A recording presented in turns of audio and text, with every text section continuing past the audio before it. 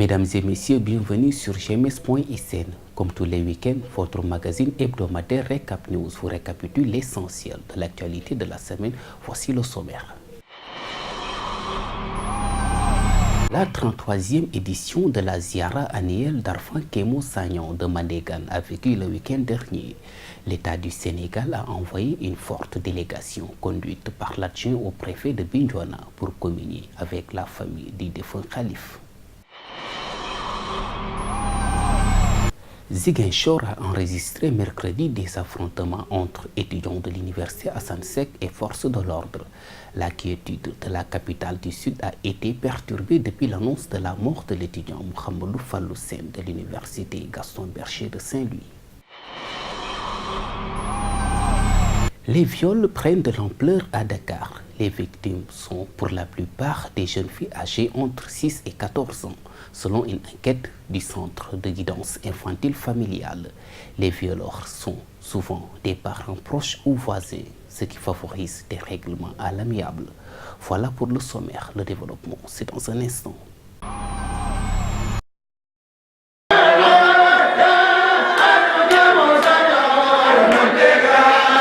Mandégan et la Oumma islamique se sont souvenus de l'illustre Arfan Kémo Sagnan à l'occasion de sa ziara annuelle organisée samedi dernier. Les enseignements de ce vénéré érudit de l'islam qui a été rappelé à Dieu il y a 36 ans doivent servir pour ramener la paix en Casamance pour un Sénégal émergent, selon le maire de Balingor, Abdoulaye Sané. Je ne crois pas que nous avons fait des fautes au point de dire que nous sommes en train de subir une sanction. Je ne le crois pas.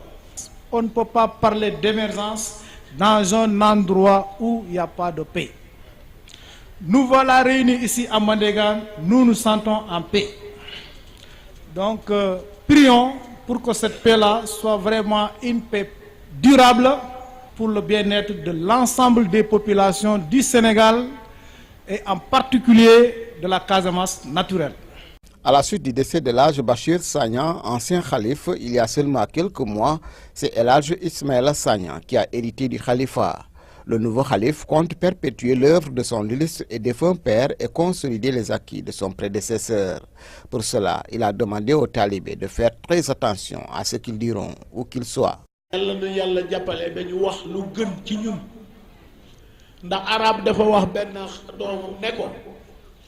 N'ouvre jamais la bouche.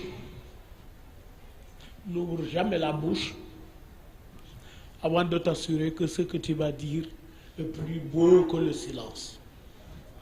L'Hadj Ismaïla Sagnan est convaincu que l'islam enseigné par Arfan Kémo Sagnan et tant d'autres pionniers de l'islam au Sénégal constitue le chemin à suivre et y a invité tous les talibés.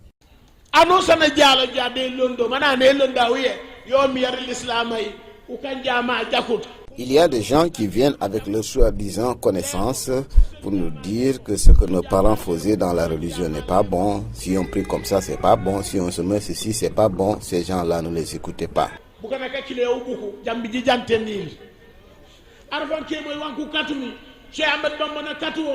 Ils disent que ce que les Arfan Kémo Sagnan, Cheikh Ahmadou Bamba, Maodo Malick Sy ou encore Omar Foutiyou Tall ont laissé ici n'est pas bon. Ces gens-là, si vous les suivez, tu risques de prendre un jour un couteau et tuer une personne. Et quand tu le fais, tu es condamné à vivre en enfer.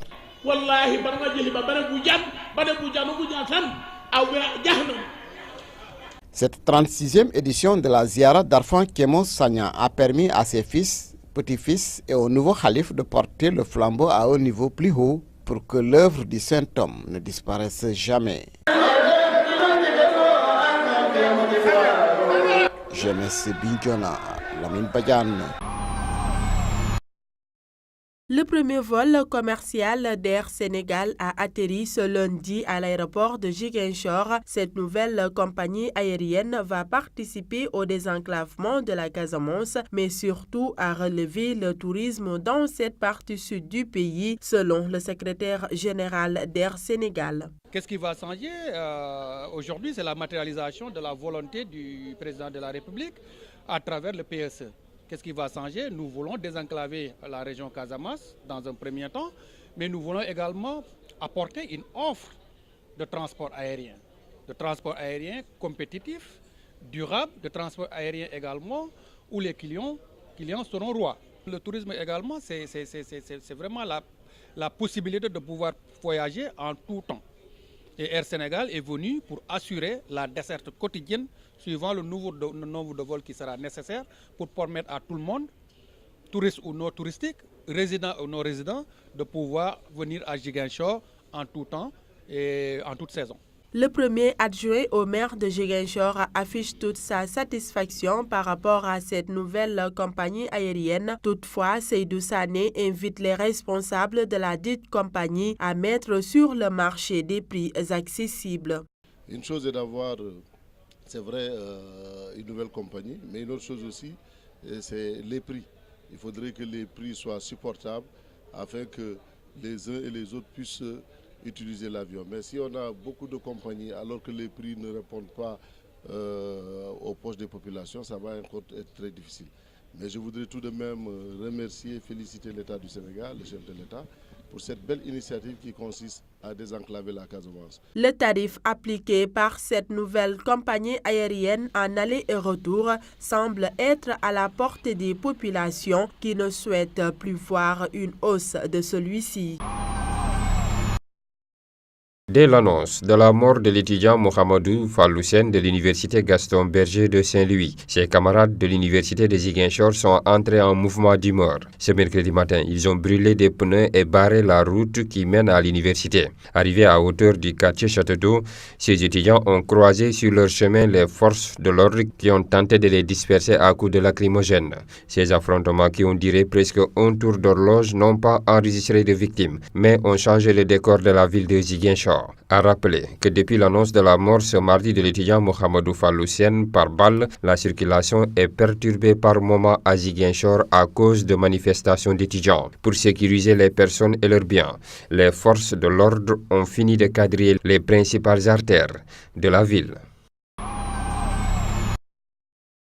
Les agressions sexuelles contre les filles, pour ne pas dire viol, prennent de plus en plus de l'ampleur dans les familles à Dakar. Ces actes ignobles font tout de même l'objet d'un règlement à l'amiable. Ndeye Sokhna Ndiaye Maron est chargée d'accompagnement psychosocial au centre de guidance infantile familiale. Les cas qui sont restés cachés, les familles règlent en silence, sont beaucoup plus nombreux que les cas que nous recevons. Les victimes qu'on reçoit, c'est 13-14 ans, mais on a des victimes quand même de bas âge, de 7, 6, 8 ans jusqu'à 10 ans. Si l'on en croit à notre interlocutrice, ces viols ont légèrement baissé à Grand Yoff. Il y avait beaucoup de cas quand même qui nous provenaient de Grand Yoff. Par jour, on peut recevoir 3 à 4 cas par mois. Mais ces temps-ci, je n'ai pas beaucoup reçu de cas venant de Grand Yoff. On impute souvent ces cas d'agression sexuelle à des parents proches ou à des voisins. Généralement, ce sont des parents proches ou des personnes qui sont en tout cas dans l'entourage familial de l'enfant. Ça peut être un voisin, mais qui est très proche quand même. Presque 70% des enfants qu'on reçoit ici qui sont victimes de viols, les auteurs sont des personnes qui font partie de l'entourage. Ce qui n'est pas sans conséquence,